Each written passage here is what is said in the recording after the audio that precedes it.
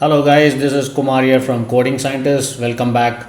Alright, so we are going to look into another sensor which is DHT11, the digital temperature and humidity sensor, which is also named as DHT11, is basically a composite sensor. So what you're going to learn is in this particular in this particular lesson tutorial, you will learn how to connect and read data from DHT11 temperature and humidity sensor using Raspberry Pi and Fusion Hat sensor hat. That's what I am using it. You might want to use any other sensor hat which is compatible with Raspberry Pi. The DHT11 is a reliable, low cost digital sensor used in various applications such as weather monitoring, environment control, and stuff like that. So, this project introduces you to interfacing with external sensors, handling real time data, and basic exception handling in Python. By the end, you will know how to basically read the temperature in both Celsius and Fahrenheit and the humidity values. So this sensor is very widely used in agriculture and especially in the agriculture sector, where there is a deployment of large scale IoT solution. So in this particular series, Edge AI, the physical edge AI, what I'm trying to showcase to you is a combination of physical sensors and AI deployment, which means a combination of AIoT, IoT, and the AI stuff combined together. It's gonna be super powerful, guys. All right, so let's take a look at the component, how it looks. So this is how the digital temperature and humidity sensor DHT11. It's basically a composite sensor that contains a calibrated digital signal output of temperature and humidity. The technology of a dedicated digital module collections and the temperature and humidity sensing technology are applied to ensure that the product has high reliability and excellent long-term stability, right? So only three pins are available to use: the VCC, ground, and the data pin. So you can ignore the NC pin for now. I will show you how to use the NC pin at a later stage, but for now we are going to use the VCC, ground, and data. The communication process begins with data line sending start signal to DHT11, and the DHT11 receives the signal and returns an answer signal. So then the host, basically, which is Raspberry Pi, receives the answer signal and begins to receive 40-bit humidity data, which is 8-bit humidity integer plus 8-bit humidity decimal plus 8-bit temperature integer. So it's I know it's a little confusing, but you will understand over a period of time. So now what we need to do, just hook up the circuit. I'm going to show you the circuit diagram. It's a pretty straightforward circuit, guys. Just three pins for now. You can just connect to one of the positive terminal and the negative terminal, and then one to the GPIO pin number 17. All right. Let me show you the way I have connected. So this is my circuit, and this is the sensor. Okay, and these are the three pins connecting to Raspberry Pi Fusion Hat. And then now what we need to do, let me show you the code, the Python script for this. So it's a pretty simple and straightforward script, guys.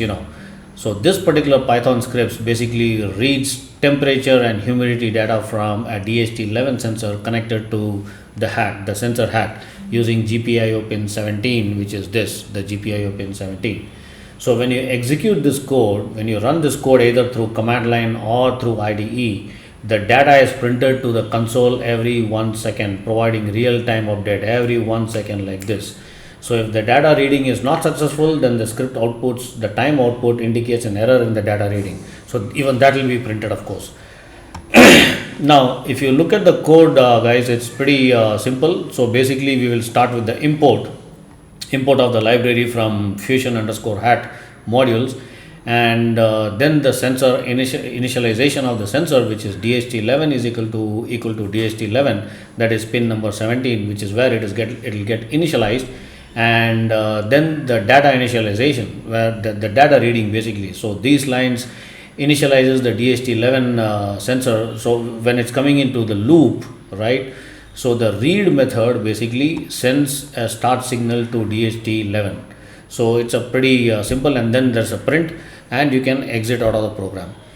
Okay, now we will run this program and I will show you how it works. So my favorite, I wouldn't prefer to run through the IDE, because what I felt is if I run through the IDE directly into Raspberry Pi, the program takes some time and sometimes it gets hung. I don't know why, but it happens. Probably because of the RAM, but the most preferred option is to run through the command line. So let me share my Raspberry Pi screen. I have logged into my Raspberry through VNC. Alright, now let me open up my VNC and it's connected. Let me open up my command terminal. Why is it taking so much time? Alright, there you go.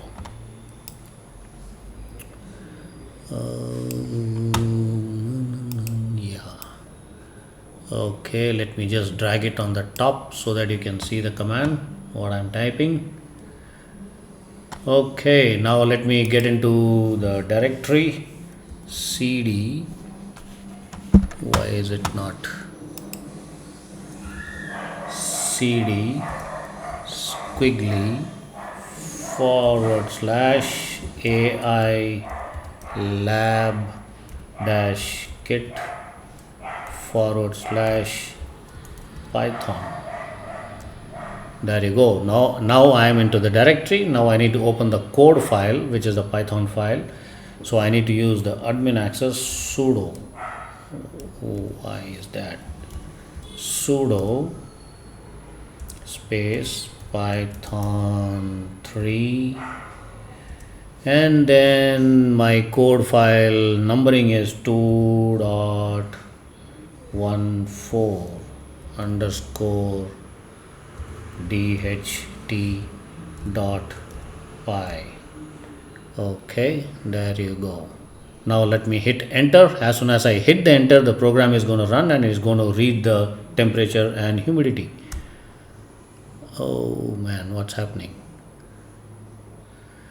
Can't open the file. Okay, no such file directory. What did I do wrong? It's sudo python 3. Okay, it's supposed to be 2.14. I am sorry guys, it's supposed to be 2.14 underscore DHT.py. Now hit enter. There you go. Fantastic. You can see this particular sensor is reading the humidity 70.5%, which is pretty much, and the temperature is 27 degrees. Cool. This is fantastic. Alright, now let me exit out of the program. You can just say Control C and that stops. There you go. Alright guys, so it's a pretty simple and straightforward circuit and a project. Now over a period of time, once you get a hang of all the sensors and the electronic components, probably next couple of lessons, you'll get a hang of it. How to hook up the wire, how to connect the sensors, and how to run the Python code, the Python script, which I'm going to share with you guys through my Google Drive.